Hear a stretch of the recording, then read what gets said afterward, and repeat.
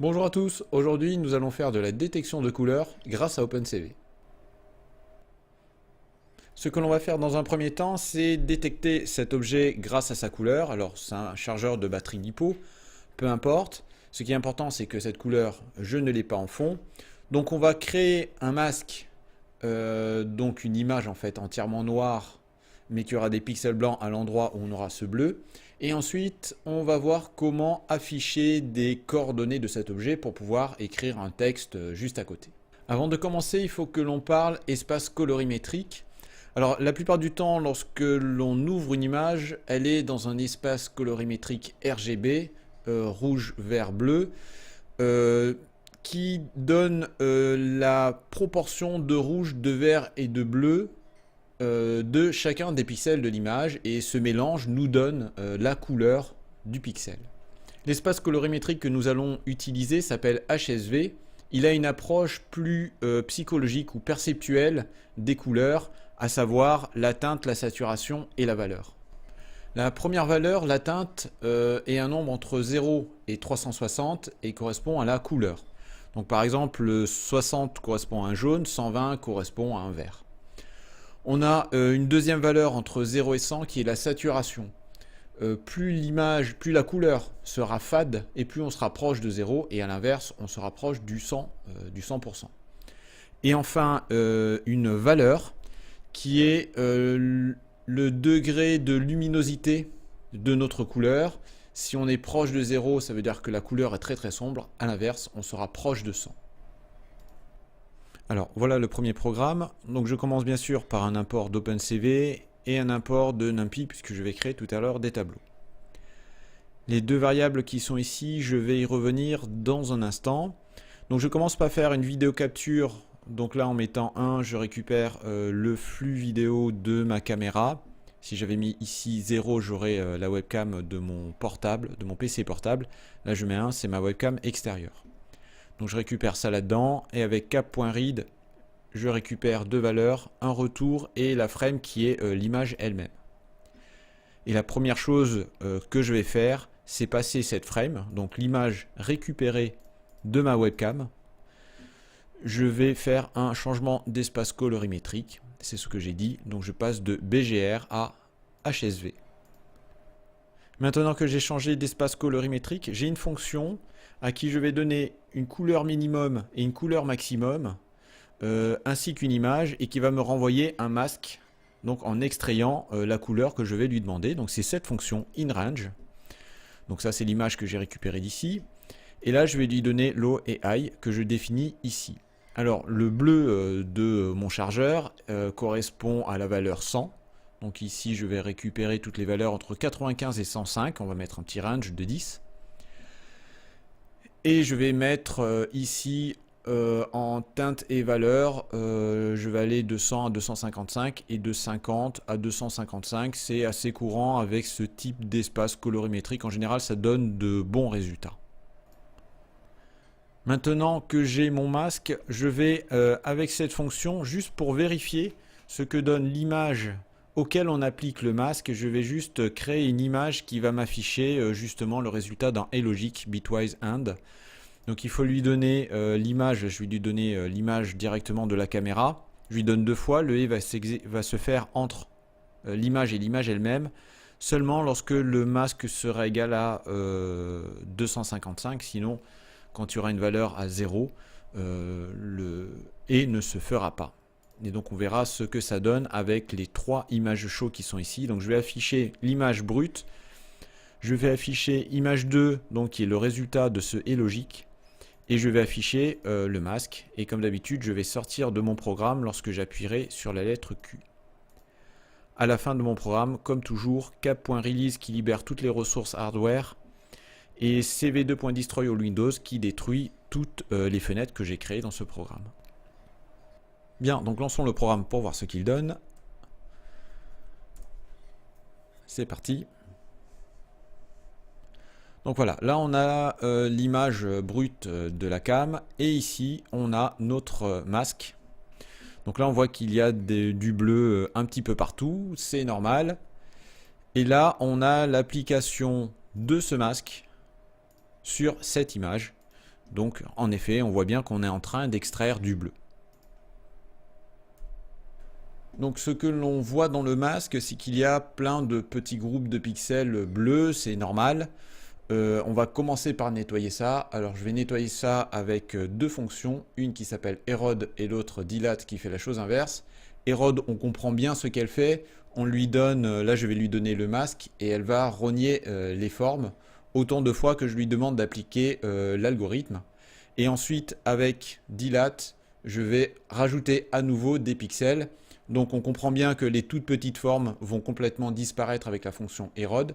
Et avec la fonction Dilate que je vais appliquer le même nombre de fois que j'ai appliqué la fonction Erode, je vais à peu près redonner la forme au gros objet.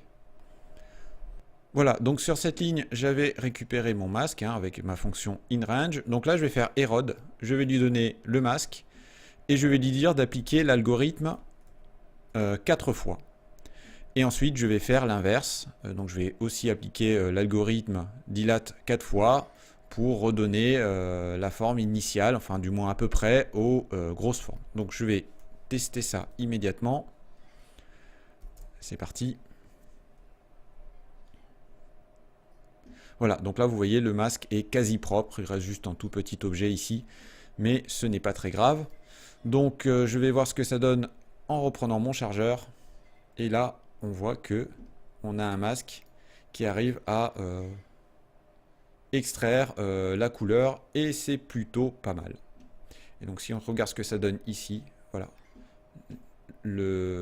Ça donc c'est l'image, c'est cette image avec ce masque qui est appliqué. Donc c'est plutôt pas mal. Bien, j'ai réussi à détacher mon objet de mon image. Maintenant, ce que je veux, c'est une coordonnée pour pouvoir afficher à peu près au centre de l'objet un label. Donc là, je vais le faire de cette manière. Je vais devoir utiliser 3 fonctions et on va les voir immédiatement. Donc voilà le nouveau programme. Là, je vais utiliser la fonction FindContour. Alors FindContour, c'est une fonction qui fait vraiment énormément de choses et je pense que je consacrerai une vidéo entière à cette fonction parce qu'elle est vraiment très complète. Là, on va en avoir une utilisation assez simple. Je vais juste lui demander des formes qu'elle détecte dans l'image sans lui demander des sous-formes qui pourraient être dans les formes qui sont détectées. Donc là, je vais en avoir un usage simple. Je vais le faire de cette manière. Je vais lui donner le masque, puisque les formes, je vais les extraire de mon masque. Je vais lui donner ces deux éléments et je vais avoir dans l'avant-dernier élément de l'immense tableau que va me renvoyer cette fonction, je vais avoir l'ensemble des formes que cette fonction a trouvé. Je vais juste vérifier que le nombre de formes est au moins égal à 1. Et si on a un nombre de formes au moins égal à 1, je vais faire la chose suivante. Je vais lui demander de me renvoyer l'élément le plus grand.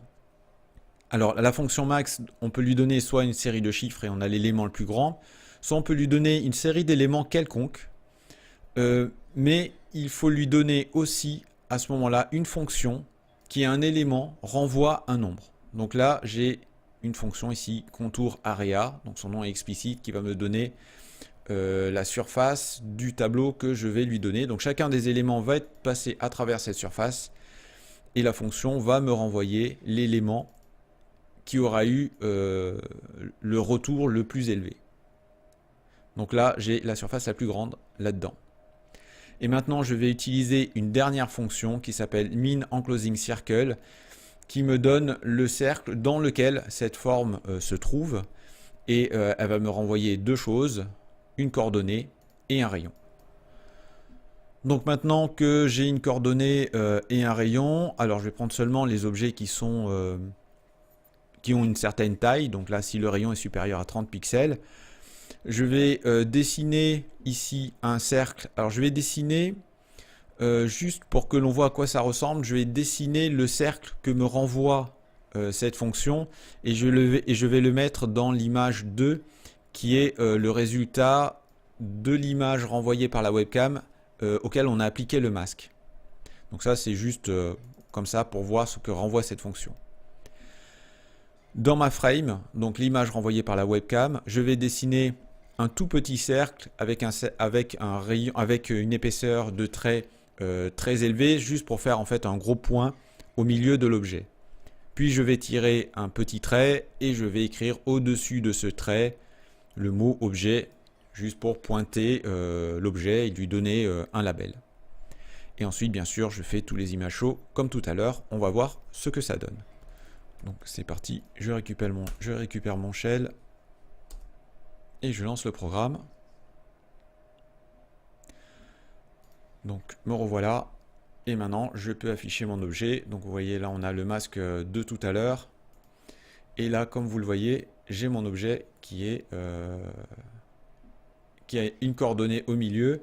J'ai tiré mon trait et j'ai mis un petit label au-dessus. Donc ça marche plutôt bien. Là, quand on est comme ça, il y a un léger tremblement. Ce que je vais faire, c'est ajouter un peu de flou à l'image. En général, ça améliore la chose. Je vais le faire de suite. Alors, image égale cv2.blur. Image, et je lui donne une taille de kernel. Je vais mettre 7,7.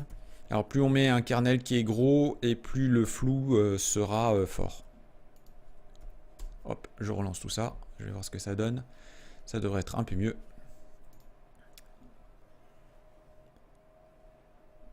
Voilà, donc là, on est franchement pas mal. J'ai mon objet qui est détecté, je le détecte sur la couleur et j'affiche un label.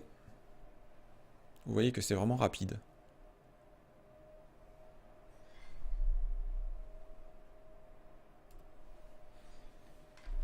Voilà, donc comme vous le voyez, c'est pas très compliqué. Je reviendrai sur la fonction Find Contour parce qu'elle est vraiment intéressante et elle peut vraiment détecter toutes sortes de choses, y compris des formes dans des formes. Donc on ira plus loin dans une prochaine vidéo avec cette fonction.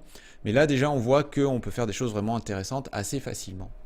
Alors bien sûr on ne fera pas de la détection d'objets uniquement sur la couleur. On comprend bien que dès que la couleur est aussi présente en fond, ça pose problème. Donc si on a un ballon vert à détecter sur du gazon, on ne va pas y arriver, il faut utiliser d'autres choses.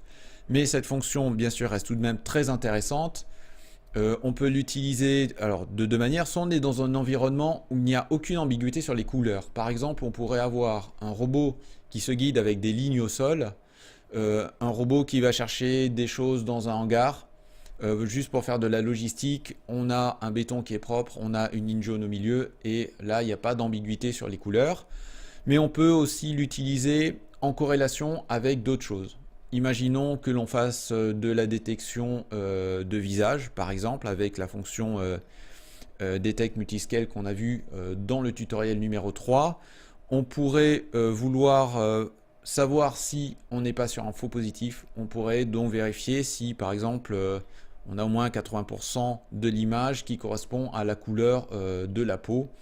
Et donc ces fonctions restent vraiment très intéressantes, même si à elle seule on ne peut pas utiliser ces fonctions pour détecter des objets. Voilà, j'espère que cette vidéo va vous aider dans l'apprentissage d'OpenCV. Comme d'habitude, je vous laisse le code à disposition sur mon GitHub. J'ai mis le lien dans la description. Je rajouterai aussi la version pour Raspberry Pi. Si vous utilisez la caméra sur le bus CSI, il y a juste 2-3 petites modifications à faire sur le code. Je mettrai tout ça sur le GitHub. Faites vos commentaires comme d'habitude, aussi bien sur le fond que sur la forme, qu'ils soient bons ou mauvais. Et n'hésitez pas à vous abonner, ça m'incitera à faire d'autres vidéos. En attendant, je vous dis à bientôt.